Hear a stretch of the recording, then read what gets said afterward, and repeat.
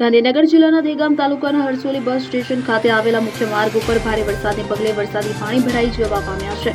દેગામ તાલુકાના હરસોલી ગામે આજે સવારે 5 વાગ્યાથી મુશળધાર વરસાદ પડી જતા હરસોલી બસ સ્ટેશન પાસે એટલું બધું પાણી ભરાઈ ગયું હતું કે જાણે કે નદી હોય તેવો માહોલ દેખાતો હતો અને સવારથી એક જ ધાર્યો વરસાદ ચાલુ હોવાથી ગ્રામજનો ઘરની જેલમાં જ પુરાઈ ગયા છે। એટલો જોરદાર વરસાદ સવારમાં પડી જવા પામ્યો છે।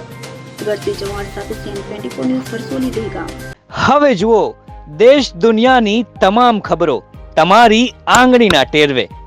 ઉઠાવો મોબાઈલ અને ગૂગલ પ્લે સ્ટોર પરથી ડાઉનલોડ કરો અમારી CN24 ન્યૂઝ મોબાઈલ એપ।